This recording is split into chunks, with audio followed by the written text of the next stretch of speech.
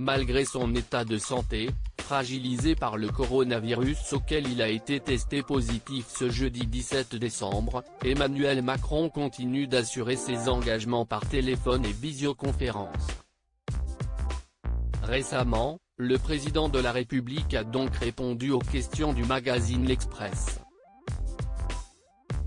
Un entretien durant lequel le chef de l'État a rendu un subtil hommage à l'un de ses conseillers discrets dans cette crise sanitaire, Nicolas Sarkozy.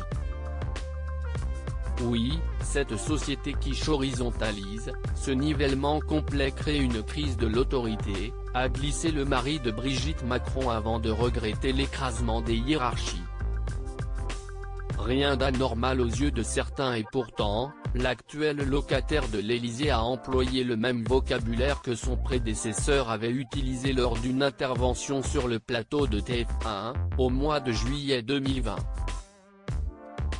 Au moment des faits, Nicolas Sarkozy était en pleine tournée de promotion pour son nouveau livre, Le temps des tempêtes.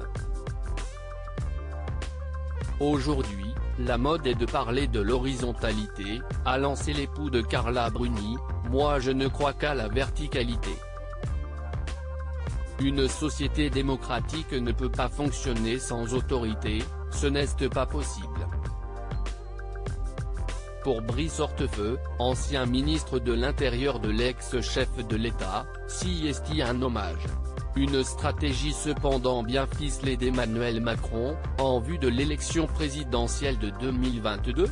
Des hommages, des clins d'œil, des sourires au coin vont se poursuivre pour finir en appel du pied aux électeurs sarkozystes, a déclaré le député. Une démarche à laquelle le père de famille sera sensible sans doute. Dupe? Certainement pas. Emmanuel Macron prêt pour 2022 ? La politique n'est plus mon affaire, affirmait Nicolas Sarkozy sur l'antenne de BFM TV, à la retraite depuis 4 ans. Sa candidature à l'élection de 2022 ne serait donc pas dans les cartes.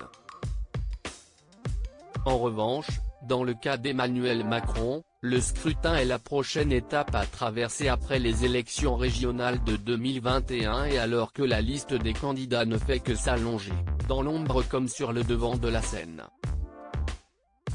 Le 7 décembre, Jacqueline Moreau, figure phare du mouvement des Gilets jaunes, annonçait se porter candidate à l'élection pour représenter le peuple des gens ordinaires.